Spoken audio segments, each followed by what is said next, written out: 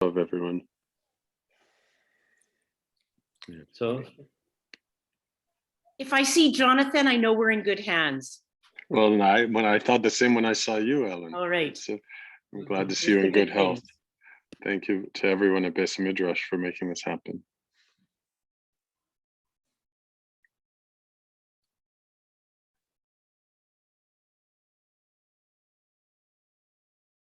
Oh, that'll be okay.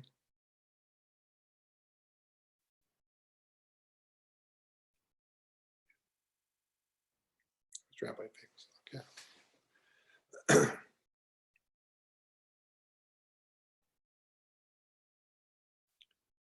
Brian.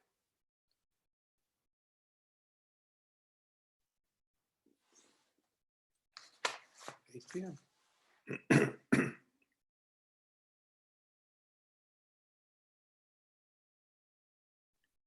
Hi, Mary.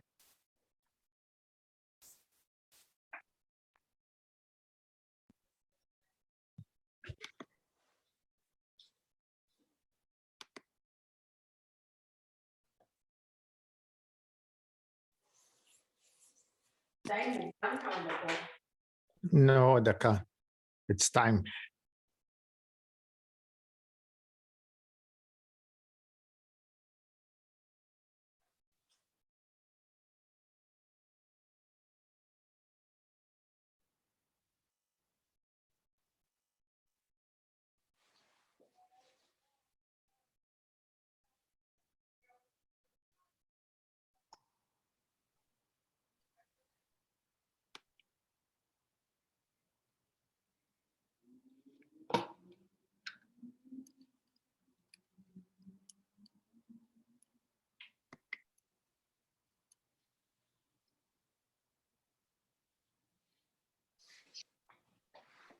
so just letting people in. We'll be starting in like 2 minutes.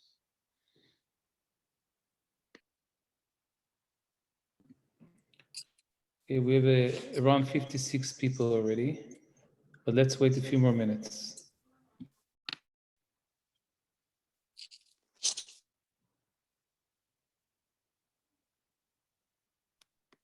Well, while we're waiting, not part of this program, but I'm just going to remind everybody to make sure that you sell your chametz. You can do that online. Also, you can check out the BCK has a kashrut guide, and I know Beit Midrash also has materials. Chassidic also has instructions on Pesach.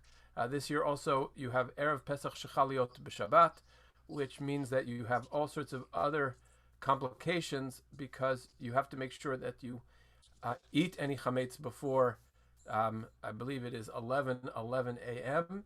and you also have to destroy all your chametz by I think it's around 12:15 on Shabbat, and obviously you can't burn it on Shabbat.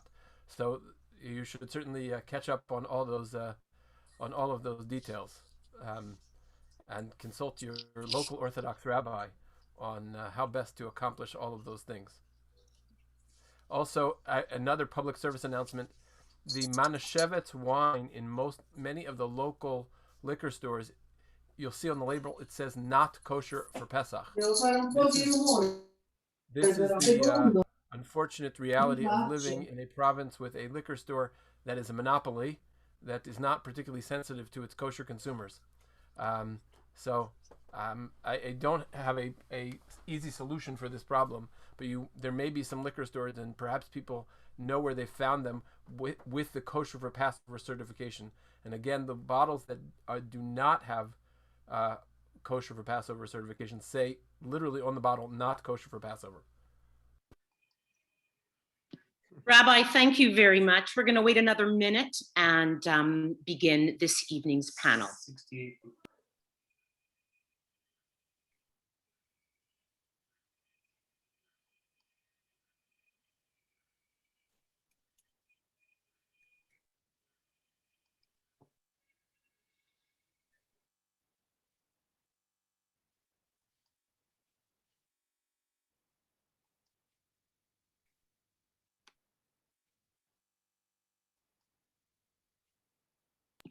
Okay. 70 people. Okay. Okay. Good evening to everyone, and welcome to this pre-Pesach panel hosted by Beit HaMidrash congregation. It is a great pleasure and honor at this time to have as our guests this evening what I will also call the three tenors of our community, or maybe the three thinkers, or if you will, each scholars and leaders in their own right, admired and revered rabbis of our community. Our first rabbi is Rabbi Feigelstock, who also happens to be the Beit Din of BC. Our second guest is none other than Rabbi Rosenblatt, senior rabbi of Chassidic synagogue, no stranger to these parts. And of course, our own rabbi, the rabbi of Beit HaMidrash synagogue, Rabbi Shlomo Gabay. What better way to spend an early spring evening, an evening in the month of Nisan, an evening of engaging exploration and sharing of ideas? So you may be asking, what is the shape of this evening's panel? The next close to an hour will be divided into three respective components, each addressing a different topic chosen to be shared and explored this evening. Each of our honored guests will have approximately 6 to 7 minutes in which to share ideas and perspectives with us all. All three will be tackling the same subject matter, each bringing a wealth of knowledge, insight, and wisdom. I would like to kindly ask the rabbis to adhere to what will clearly be the constraints of time. I will take the liberty when needed to let you know when your time is up. Again, each of you will be given 6 to 7 minutes to discuss the topic at hand, after which we will move to the other participants in tonight's panel. And now, off to the task at hand. Our first topic will be a discussion of unique Sephardic, Ashkenazi, and Chassidic customs and halachot. Rabbi Feigelstock, will you please begin with unique Chassidic customs of Pesach? Bevakasha. Rabbi Feigelstock, are you with us? Yes. Excellent. Thank you. You're giving the rabbis a challenge, which is difficult to follow for 7 minutes, but I'll try my best. So in most traditional homes, the custom is that after you break the middle matzah, you hide the afikoman, and the children go ahead and they search for the afikoman, start bargaining, and so on and so forth. So in Chabad, the custom is that we don't encourage and we don't hide the afikoman, and sometimes the words used, who stole the afikoman, and then there's a whole discussion. So the question is, why is the Chabad custom not to do it? Where is the source of the custom that a lot of Jewish homes and a lot of traditions, Hagim, have it for many, many years and throughout the ages to take the afikoman? So really this stems from the Talmud. The Talmud in the Tractate of Pesachim talks about, on page 109, talks about the idea of what to do to get the children excited about the Seder. Now, as I'm sure most of the other speakers will mention, that this evening, that the Seder is supposed to be a question and an answer between child and parent. We have the 4 questions, and so on and so forth, to try to get everybody involved.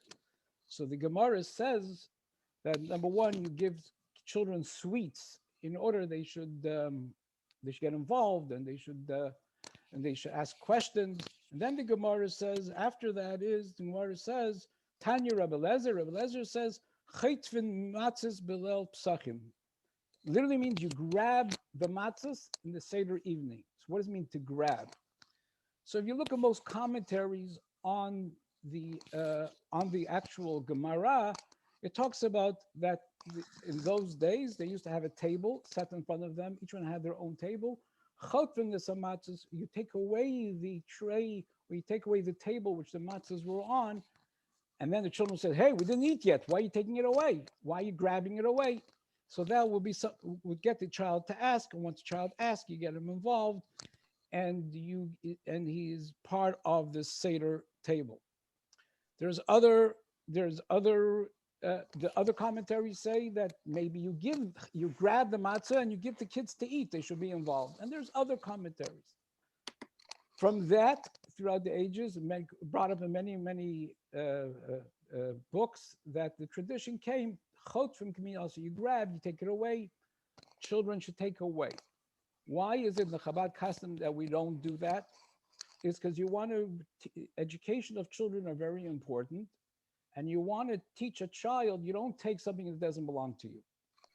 Now, according to other commentaries, this is just as, it's not really taking something away, it's really just getting them involved. Because of it's brought down by different Chabad Rebbes that you don't want to even teach a child any point of taking something that doesn't belong to them. And that's the reason why in Chabad, we do not have the children take the afikomen. We just put the afikomen away on the table and we eat it in the appropriate time.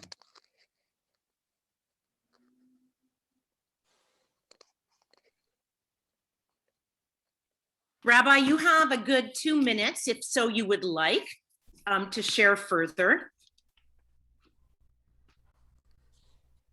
Giving Rabbi more time, you got to be careful. Anyways, it's interesting when I was researching this.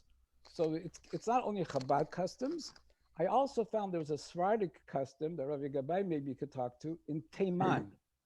In Teiman, which is a Sephardic community, it's brought down in their Haggadot also that they didn't take the afikomen. And it's something not unique only to Chabad, but it's unique to other different communities that do this, follow the same, that they do not do this, and brought down in different reasons why it's not allowed. Halachically, they say just like Purim, you can do jokes. So some say that the same thing here is everyone knows you're not stealing, you're not taking it away. And therefore, halachically, there is a whole discussion of what category this falls in, which is an interesting discussion, which I'm sure for those of you who are interested could look it up. Today, everything is on Google, Rabbi Google. I think you could Rabbi Google it and you'll find all the different opinions. It's actually quite fascinating. Rabbi Feigelstock, thank you so much for your insight. I will now turn to Rabbi Rosenblatt to continue on the same topic, however, through the lens of Ashkenazi tradition. Rabbi Rosenblatt. Okay, thank you. So I chose to talk about the custom of reclining, and maybe I have bad perspective because I feel like Ashkenazim don't have so many wonderful, unique customs, but this is one which has a unique perspective. If you go back to the time when the Mishnah was written, this is a picture of a symposium, of a meal from the tomb of Diver at Pastum, which shows how Romans used to eat, and they would recline, feet up, full chair. This is a recreation of a Roman triclium, which is actually a word that is mentioned several times in the Talmud, Mishnah, and Tosefta. Which is, you can see that's what a Roman dining room looked like. You would lay fully down on your left side. The table is small, the chairs are big. We do it the opposite. And you can see that the Tosefta talks about exactly how the order of food was done in that time. What is the order of dinner? The guests enter, they sit on the chairs, and then they get up and they recline. So it seems like you sit on chairs at the beginning portion, at the appetizer portion, and then later on you're going to get up and go to that very kind of dining room. This is what a Roman dining room would look like. This is probably what the Tosefta was talking about. So when you lean at your Seder, you probably look at like either one of these two particular depictions. The left one is from Chabad.org. You can see this gentleman wearing his kittel is leaning like most people do. This is the way that Rashi suggested, and most of the Ashkenazic authorities follow this perspective, that they lean on the left side, the left arm on a pillow, on the arm of the chair, perhaps on the table. This is the Haggadah on the right, is the Haggadah that I grew up with. This Haggadah is the illustrations are by author Schick from New Canaan, Connecticut. I didn't know there were Jews in New Canaan, Connecticut, but that's where apparently it says it's from. And you can see that each one of the members of the table has their arm, their left arm resting on something, either the table, an armchair, a pillow, etc. What is interesting is that there are some Ashkenazim who have the custom of the full body lean. The difference between a full body lean and what you just saw is that the feet are off the ground. Is the leaning that you're supposed to do a full leaning like they would do in that time of the Mishnah, of Rabbi Akiva, of Hillel and Shammai, where Roman culture would dominate, and this was the way people would eat a fancy meal. So Rav Yoel Teitelbaum, the Satmar Rebbe, writes in the Divrei Yoel that's how, in his Haggadah, the Haggadah of the Divrei Yoel, he says that's how he would do reclining on Seder night. Now, here, I think that if you go to the core of it, the idea is that even though we don't eat that way on a normal basis, the idea is to make a very demonstrative expression of the fact that we are free. And we go back to something which maybe is a little anachronistic, because the Seder is about evoking emotion, about doing things differently, perhaps moving ourselves to a different time. And so that kind of leaning is a different kind of leaning. But Ashkenazic tradition has a very interesting wrinkle to it, and this has a little bit to do with the history of the chair. If you look at the history of the chair in the Greek period, almost everybody sat on chairs of this sort. There's no back to this chair. It is just a stool. If you look again, here is a 16th century peasant wedding painted by Peter Bruegel the Elder, and you can see that everybody sits on benches. There's no back. In the 13th century, you can see that they start to put backs on important chairs. This is the chair of Edward I. This is the seat of the English crown. If you saw the movie, the King's Speech, I think, this particular chair featured very prominently. And around the same time, the 13th century, there was an important Ashkenazic rabbi, Rabbi Eliezer ben Yoel Halevi, 13th century France and Germany, and he says that the fancy people, like Edward I, they sit up straight. They don't slouch in their chairs. And so the Heseba, the way in which you should show your freedom, is by sitting up properly, like your mother would tell you. Emily Post, finishing school, would say that's how you express yourself. The fanciest, richest people, they sit with good posture. So the interesting piece of the Ashkenazic custom is like this. Men lean anachronistically, either like this or like this. That's how they're meant to do it. And we're stringent upon that. We try and get people to do that as much as possible. Women follow the Ra'avya, and they sit up straight. And I think it would be a nice thing in your Seder for the women to complain about the men's bad posture, and the men to say, you know what? I am following my ancestors, Rabbi Akiva, and his days, Rabbi Yehuda Nasi, the authors of the Mishnah, Rabbi Chia, the author of the Tosefta, who said, no, you're supposed to recline fully like Roman gentry. One last opinion is that of Rav Yoel ben Nun. Rav Yoel ben Nun says that Heseba is about free wealth. The idea of a living room is the room that you don't actually live in. My mother doesn't let anyone eat in her living room. And his idea is that the living room should be where you should do your magid, because that's where rich people have. Poor people don't have room for a living room. Rich people have living rooms. Here's the Hungarian living room of your grandparents, and this is a more modern version. So either kind of living room you have, whether you have the kind wrapped in plastic or not, that might be an interesting way to have a modern expression of leaning. Rabbi Rosenblatt, I want us to keep our feet on the ground, and whatever your leanings are or your inclinations, thank you for your insights and for your sharing. And now, dear Rabbi Gabay, I invite you to share the same topic, however, through the lens of Sephardic tradition and customs. Bivakasha. So first of all, very special thank you to Ellen for actually moderating tonight's session. I think it's very appropriate that we have so many different styles, customs, minhagim. We all came out of Egypt together. I think it's very appropriate that the Chassidim, Ashkenazim, and Sephardim celebrate Pesach together appropriately. So I just want to talk about some very unique customs. Indeed, the Magen Avraham, one of the greatest commentators in the Shulchan Aruch, the Code of Jewish Law, a Polish 7th century scholar, lived about 400 years ago, and he says, "Ve'en leshanot shum minhag." A person should not dare to change any custom. Ki lekol minhag yesh ta'am v'sod. Because for every custom, there is reasoning, and there must be a deeper foundation behind it. So sometimes we don't often understand what's behind the custom. However, there's something to it, and tradition is very strong. There are many unique customs amongst the broad spectrum of Sephardim. Indeed, we have the Moroccans, the Syrians from Aleppo, the Aram Sova, the Iraqis, the Libyans, the Persians, the Tunisians, and indeed, who greater than the Egyptian Sephardic Jews, who actually have extremely unique Sephardim, because as you can imagine, it's very close to home.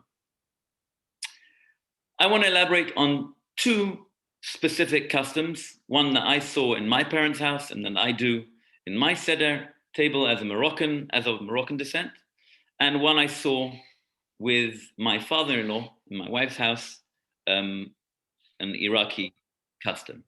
Two very famous customs. The first one goes like this. The Moroccan custom is at the beginning of Magid, we raise the Seder plate. We Sephardim don't have this, the modern type of Seder plates with like the 3 matzot under. We have the matzot next to the Seder plate. We raise the Seder plate, the ke'ara, and we put it 3 times over our heads, or over each family member's head, singing Bibihilu Yatsanu Mimitraim. We sing it, Bibihilu Yatsanu Mitzrayim, Halachem Aneya Benechorim. So we do it 3 times over everyone's head. Everybody's laughing. My father used to bang it on our heads. If you're a little kid, you get a little bit harder, and the women, the men, the children, it's incredible. And it already kind of sets the tone for the evening. And that's pretty much how we start the Haggadah. It's interesting to note the Rambam, Maimonides, in his Haggadah, at the back of his halachot, actually starts off his Haggadah with these words, Bibhilu yatzanu mitzrayim, we came out of Egypt with haste. That's a very famous custom. And I just want to share with you one other custom, which is the Iraqi custom, and also a custom quite widespread amongst other Sephardic Jews, although not the Moroccan ones. So one of the children, the same point before the beginning of Magid, before Halach Ma'aniyah, one of the children get dressed up with some sort of turban, with a stick, a whole like a fancy thing. Many Sephardim, they wear the jilaba, the Ashkenazim wear the kittel. We Sephardim wear the Moroccan garb or the different appropriate garb. And men, women, children, everybody's reclining around the table. And the child knocks on the door. The Baal Habayit, the person who's leading the Seder, actually calls him in, who's there. And the child comes in, he's got the matzah, the afikoman, which we've just cracked, tied to his back. And he comes in all dressed up and he says, "Where'd you come from? Ma'in bata." And back in the day, he used to say it in Arabic, some say in Hebrew, some say in English. And he said, the child answers, "From Egypt." He says, "And where are you going?" And the child answers, "To Yerushalayim." And he said, "What's that on your back?" And he answers, "This is the matzah." And then he quotes the pasuk saying how we came out of Egypt in haste with our matzah struck onto our back. It's just very interesting, just before I finish, that perhaps the custom, of the custom, as we mentioned, customs have very strong sense and tradition. And one of the oldest Haggadahs which we have today was actually found in the famous Ben Ezra synagogue in the Cairo Geniza, where they found over 400,000 pieces manuscripts and fragments testifying to the rich Jewish life in Egypt under Islamic rule. The Haggadah was written in parchment. You can actually pull up a picture. And you'll notice this is about over 1,000 years old. This is the oldest Haggadah we know of today. And actually, this parchment actually has got an inscription of all the different laws of the Seder, how to run it in Judeo-Arabic. And the owner of the Siddur is called Yosef ben Amram. And it's interesting, if you notice, you'll see over here, the wording is a little bit different to the Ashkenazic Haggadot. We Sephardim say the following: Chayav Adam leharot et atzmo. B'chol davar dor, in every generation. The Ashkenazi Haggadot says a person has to lirot et atzmo. A person has to see himself or herself coming out as if he came out of Egypt. We Sephardim say leharot, to show, and that is actually the wording of the Rambam, Maimonides as well, also was in Egypt, and that is the custom of the Sephardim, who essentially we actually do a physical manifestation of that by doing some sort of play, both to arouse the children and to actually portray us coming out of Egypt. Rabbi Gabay, thank you. I think we all feel humbled here this evening in the presence of you three and in the sharing of your wisdom and your insights. With that, we end the first round and we begin our second topic for this evening's panel. And the second topic is Pesach through the ages, Pesach Dorot. Rabbi Rosenblatt, will you please start off with a look at Pesach in the time of King Chizkiyahu? Okay, I'd love to. So, a little background to the Pesach in the time of King Chizkiyahu. Pesach is a pilgrimage holiday, which means that in the days of, let's say, Shlomo HaMelech, everyone would have gone up to Yerushalayim from all of the 12 tribes. They would all be up in Yerushalayim in the generation after Shlomo, Shlomo's son, Rechavam, there is a rebellion that tears the kingdom in half. And this rebellion brings about not only a new kingdom, but a new calendar. And that new calendar is forged by Yeravam ben Nevat. And he switches the calendar, and he also builds 2 golden calves, one in Dan and one in Beit El, so that the people no longer make a pilgrimage to Yerushalayim. Fast forward several hundred years, the Assyrians come from the north, and they wipe out the northern kingdom. Almost all of the northern kingdom is exiled. When we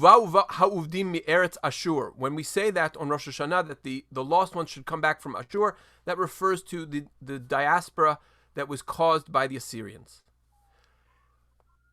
King Chizkiyahu, in the wake of that Assyrian tragedy, says, I want to bring the northern kingdom back to Yerushalayim for Pesach. And he sends out messengers to the north to try and get people to come for Pesach, and they don't come. And he realizes that people aren't going to come for Pesach, and he does something unprecedented. He does Ibor Hashanah. He adds an extra month when it's already Nisan to push Nisan off, so that he has an extra month to invite people to come to Pesach. Now, the Talmud says that the rabbis were unhappy with him for doing this. But Divrei Hayamim seems like HaKadosh Baruch Hu was very happy with him, because he did something that is really profound, is that he said Pesach is not Pesach without Klal Yisrael. And he saw a window, he saw an opening to have all of Klal Yisrael return for a single Pesach. And the calendar between Yehuda and Yisrael, these 2 kingdoms, these 2 Jewish kingdoms, had been incongruous, asynchronous, for hundreds of years, until Chizkiyahu, literally talk about a stitch in time, several stitches in time. He stitched back together all of Klal Yisrael in this Pesach, And the second time he was successful. He sent messengers again, and people from the north, they came, they went to Yerushalayim, and he restored Pesach. This is a story, if you're interested in this, you can find it in Divrei Hayamim, chapter 30 of Divrei Hayamim, teaches the story of Chizkiyahu and his special Pesach. Thank you, Rabbi Rosenblatt. Pesach Dorot. I'm going to now ask Rabbi Gabay to share Pesach through the ages by taking us to the time of the Spanish Inquisition. Rabbi Gabay. So, as you know, 5 centuries ago, King Ferdinand and Queen Isabella, on August 11th, 1492, went and decided to expel the Jews from Spain. In 1480, the church established the Spanish Inquisition to interrogate, to torture Jews who were already then pretending to actually go ahead and be Jews or be practicing Christians on the outside, known as conversos, crypto Jews, new Christians, and in the basement, whatever it was, they would actually be practicing Judaism. The church actually encouraged household members, maids, butlers, cooks, to actually report any suspicious behavior back to the church. And each city had an edict, which the Inquisition published, a document called the Edict of Grace. And they basically wrote down the offenses which someone is considered a secret Jew. One of the main offenses which come out and is documented with testimonies is the terrible crime of keeping Passover. And actually, about a year ago, someone came to my office and brought me the documentation. He had done a lot of background research, and he actually showed me the documents he had done from the archives in Spain, how his great-great-grandfather had been burnt at the stake. And he showed me that he's got, this script handwriting from the officers of the Inquisition, stating that the crime which he had committed was that he was Jewish. Jews are people that kept Shabbat, people that kept Passover. And in Teruel in October 1484, there was a Jew by the name of Juan Sanchez Exarch, who was being tried for being a secret Jew. What was the terrible things he had done? So in the testimony, there was actually 53 articles laid out, the charges against him. And Pesach really was very dominant in this whole thing. And they write like this: he celebrates Passover on the day eating matzah, celery, and lettuce. We Sephardim have the custom to eat lettuce, not horseradish for maror, as the Jews do. He gets unleavened bread from the Jewish neighborhood, and he buys new dishes for Passover. Very interesting. Unfortunately, he faced a trial for over 2 years, was later found guilty, and was condemned to death in 1486. I think it's fascinating that the tradition of the Jews, how ironic it was that later these edicts of grace were actually used as an outline for the Jews who later couldn't understand how to, or kind of the transmission of tradition. They were not able to transmit it properly because of the secrecy, that these edicts were actually used as a guide on what to do and what was important to do. Rabbi Gabay, thank you so much. Pesach Dorot. We started with the period of King Chizkiyahu. We moved to the Spanish Inquisition. And now I'd like to call Rabbi Feigelstock to share with us Pesach through the ages, by taking us to the time of a POW camp. Rabbi Feigelstock. Thank you, Ellen. So my father, Oliver Sholem, was in England during the war. And one day during his studies, the police came and said, come to the police station just for a brief time, an hour or two. Having a problem hearing him. You hear me now? It's better?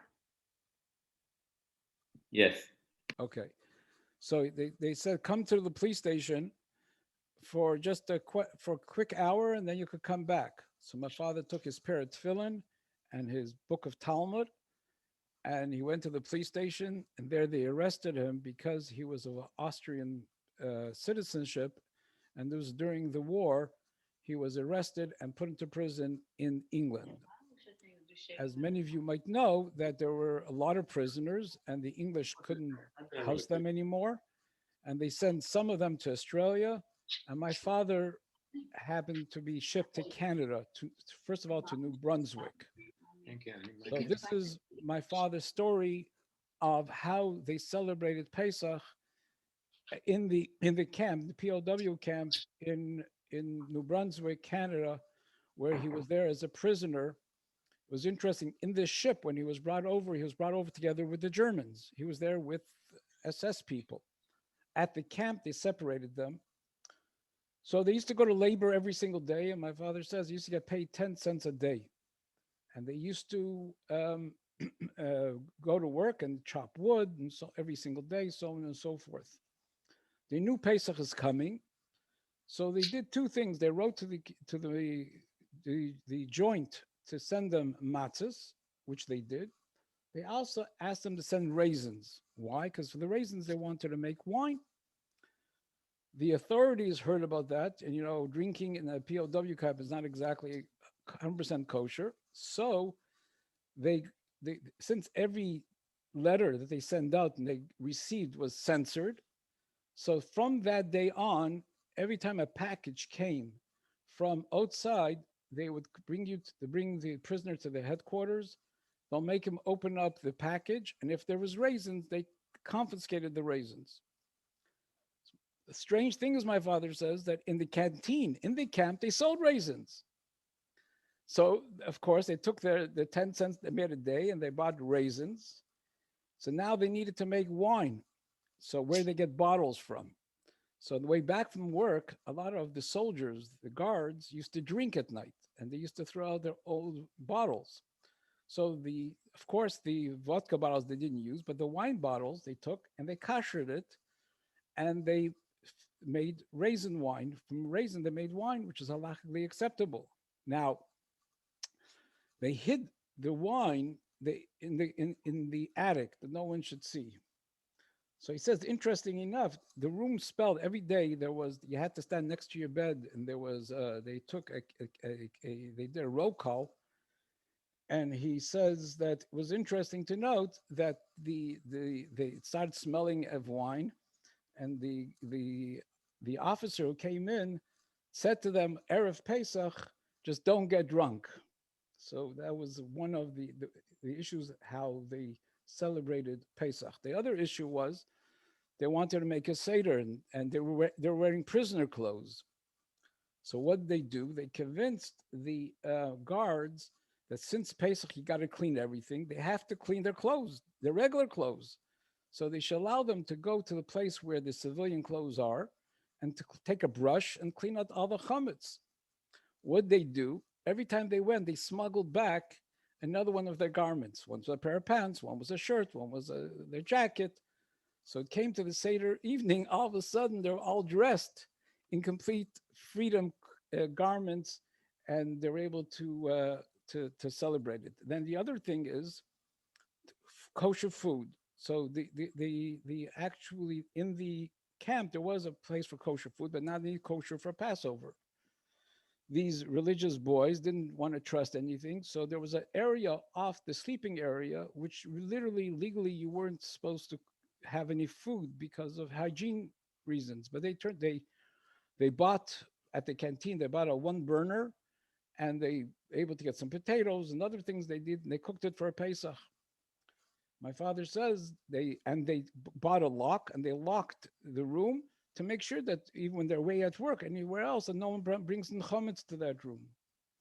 My father says, Erev Pesach, the guy comes in to do the roll call and he smells. And he says, what's that? He says he wants the key.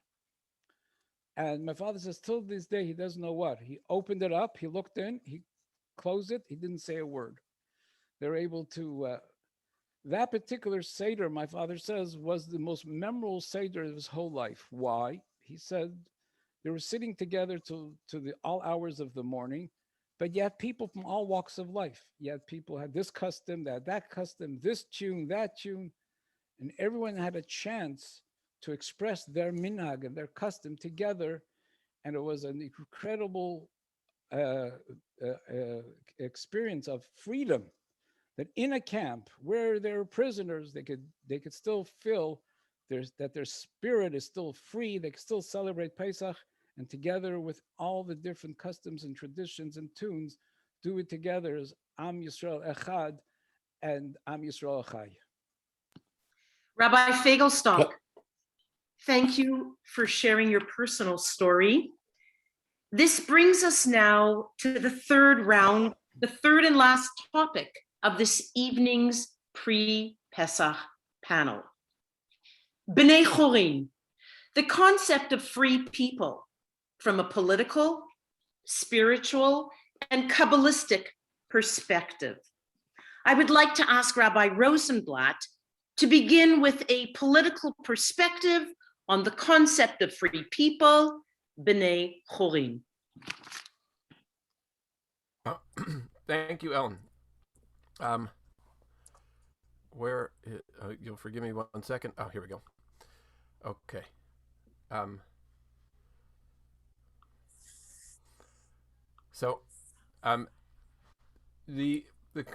not going to speak about politics, not in the, not Trudeau, not Biden, not Angela Merkel, what have you, but rather how it plays out in the Seder. Thinking about the Exodus from Egypt, there are two ways you could think about it. One is that here you're a Jew in Egypt, you are politically oppressed, you are powerless. All of a sudden, Moshe takes you out. You are headed to the land of Israel. You're going to have your own destiny. You're going to be part of a political system where you have some control, freedom. The Talmud will tell us that you cannot have a leader of the community without the consent of the people. So you could say, I was powerless in Egypt. I go to fast forward to a year or two into the desert when they set up the Mishkan, when you have Betzalel, and there you go. I have political control. On the other hand, you could say, look, when I was in Egypt, there were some very scary things there. There was this night when all of the firstborns passed away, and I did what Hashem asked me to do, and Hashem passed over my house. I felt the personal hashgacha, the personal religious connection, spiritual connection of Hashem guiding my life. That is a different experience. But both of those are actually baked into the perspective of the Seder. I'm just going to show you two places where that is so. One is this section of the this is from the Talmud, where two rabbis, two first generation Amoraim who live in the 3rd century, Rav and Shmuel, they know that the way the progression of the Seder works, matchil bignut u'mesayim b'shevach.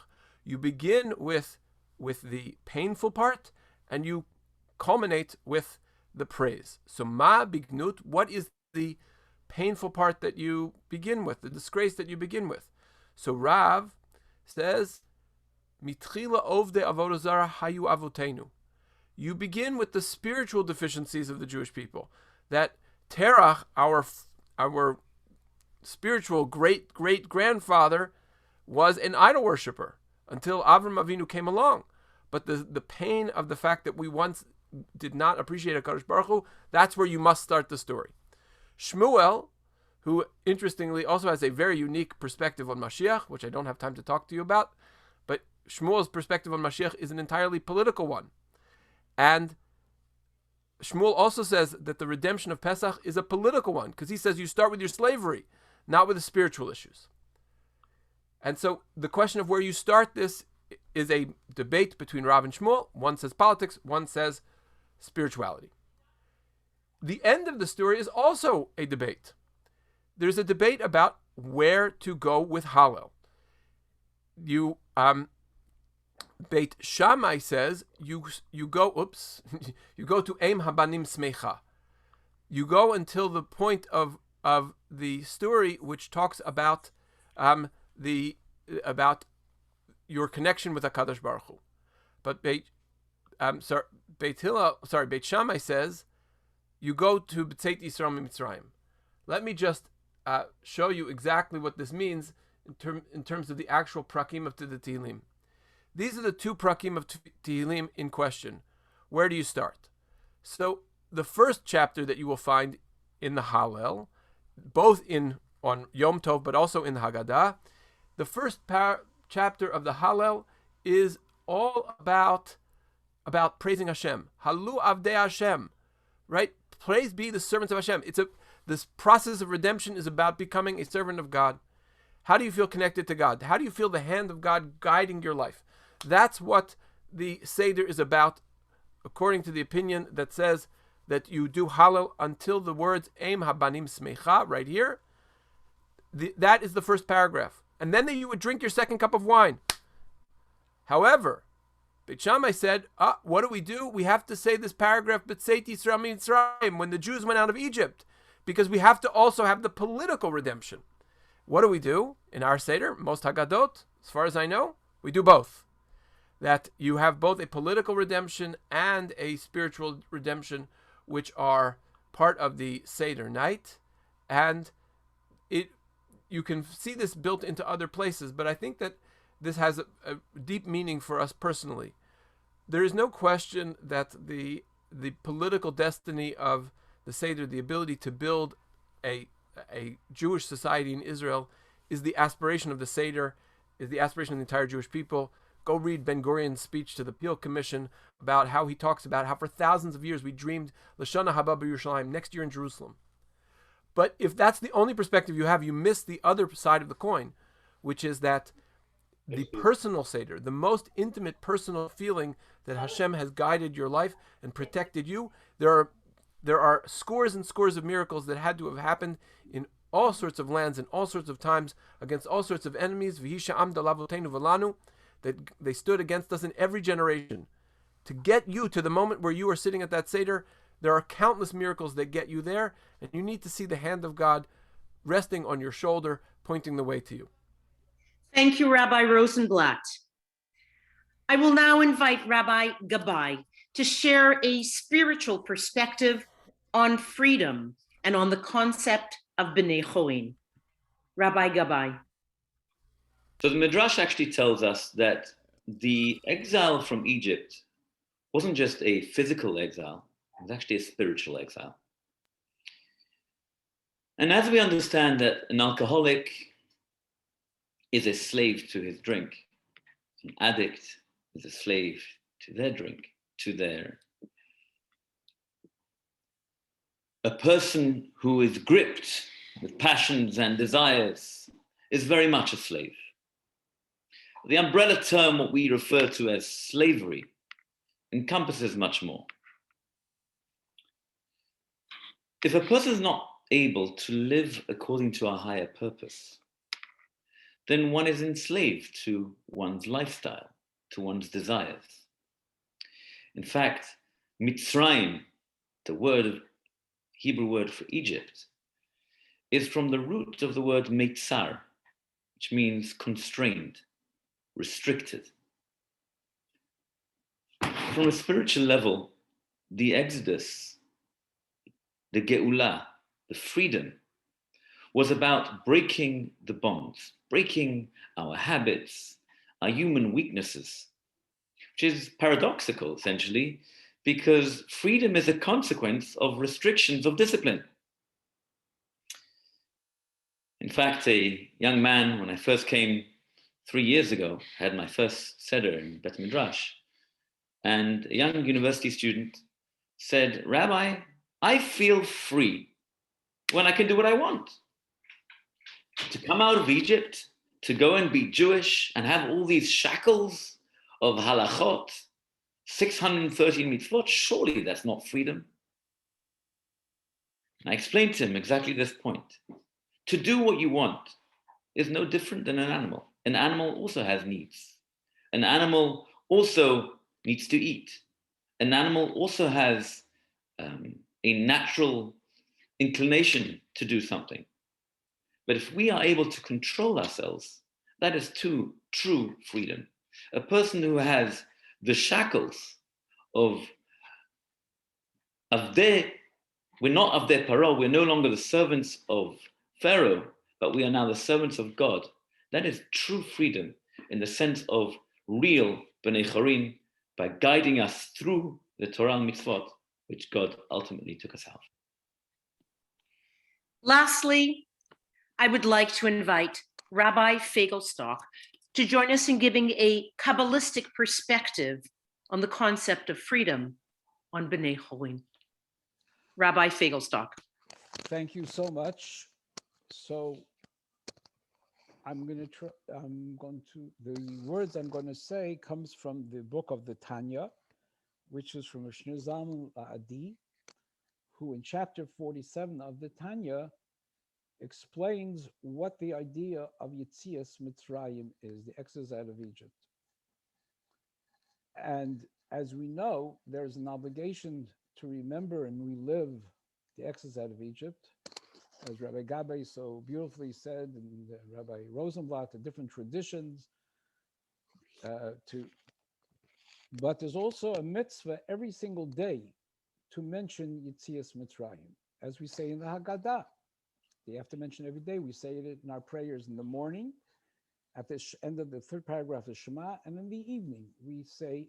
So the question is, why are we remembering? And in general, why are the Jews so caught up in remembering of something which happened thousands of years ago?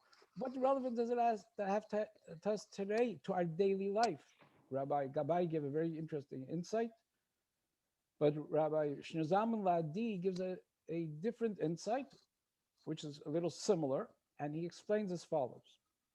He explains that the soul of the person is connected to Hashem, is a part of Hashem. When the soul comes into the body, it's now restricted from the soul doing what it wants to do. So we find something very interesting. We find when God revealed himself to Moses at the burning bush, what did he say? He says, which means when you'll take the Jewish people out of Egypt, you'll serve God on this mountain. And we find the first commandment of the 10 commandments. It says, when God introduces a great revelation, he says, I am God, your God, who took you out of Egypt. Well, shouldn't God claim to fame? Should be, I'm God, you God who created the heaven and earth. Why is he introducing himself? The first commandment that God is revealing himself to the Jewish people is saying, I'm God who took you out of Egypt. So the Talmud tells us, that who is free? Someone who's free, that his soul could do what he's supposed to do. How we as individuals are able to really feel that freedom of our soul doing what it's supposed to do is through the 10 commandments and the Torah. So really the purpose of the Torah is to free our soul from the bondage of our bodies. And here I want to share with you a story that I heard from the chief rabbi of Tel Aviv, who used to be the chief rabbi of Israel, Rabbi Lau. Rabbi Lau says that he was in Auschwitz, as you all know, and he has an interesting book about his entire experience, Min HaMeitzar, from within the depth, I think, in English. I would recommend everyone to read it. And he told me the story that it came Seder night. And they're in the bunkers, and they're in these, you have pictures to see what kind of life they had there. And they decided they want to do the Seder. He said, matzah they didn't have, but they had plenty of motor. There are plenty of bitterness. He said that there was no shortage of. And he said that they decided to get together and to experience the Seder. I'm sorry, Rabbi Rosenblatt, correct me, he was in Buchenwald. Sorry. They celebrated the Seder. He says he was the youngest child there, and he was the one who said the Manishtana. He said the guards came in once and told them, listen, you better stop this. And they went through the entire Seder. And the point he tried to make is, yes, the Jewish people were in physical bondage. Yes, we were in Nazi Germany, but what they couldn't take away from us is our spiritual freedom. The previous Lubavitcher Rebbe said that our bodies went into exiles, but our soul never went into exile. And here we see the idea of Pesach. The idea of Pesach is celebrating our spiritual freedom. We all are faced with this terrible virus, and we're all restricted to our social circles. Our Pesach this year will be a lot different than our usual Pesach, but there's something that no one can ever take away from us, and something which remains throughout the generations. And that is that the neshama of a Jew could be free and is free to practice and to connect to his creator and to free himself from the bondage of the body. So says the Rav Zalman La'adi in Tanya, that the way we spiritually, Kabbalistically celebrate Pesach is by realizing the gift that Hashem has given us, that our soul is always free. The only bondage that we have is our physical body and our material self. And if we take ourselves away from that bondage and we connect to our spiritual self, we could truly be free. No matter what circumstances we are, we're able to connect to the true freedom that Hashem has given us. Rabbi Feigelstock, thank you very much. Friends, our pre-Pesach pandemic panel, I had to include the pandemic, so many P's there, has come to an end. That's a lot to pack in a very short time. Wherever you are this evening, reclining on a triclinium, sitting on a chair, one thing for certain is we've all been elevated. We at Beit HaMidrash feel honored to have hosted this evening's panel, to be part of connecting and validating a larger Jewish community that comes together to learn. Thank you all for joining us here this evening. I would also like to especially thank our honored guests, Rabbi Feigelstock, Rabbi Rosenblatt, and Rabbi Gabay. Wishing Ellen, if everyone... I may, Sorry? If I may, I know Rabbi Gabay said that the Magen Avraham said we should have no new customs, but I think that, when Erev Pesach is so pressured, we should make this a new custom, that every year, whether we can get together in the same room or not, we should do Seder preparations like this and have Rabbi Gabay and Rabbi Feigelstock. It was a very rich night. I really appreciate being able to hear this. I'm trying to figure out where I can get my own jalaba. I know where to get a copy of Tanya, but the jalaba I'm going to need some help with. Rabbi, we're going to get one for you. Thank you all. Thank you, Pesach kasher v'sameach to all. We're going to say Thank goodnight. you so much, Rabbanim, and thank you, Helen. You were a wonderful moderator. Thank you. to everybody. תודה רבה לכולם. תודה רבה. Good night. Good night, Laila Tov. לילה טוב, good night.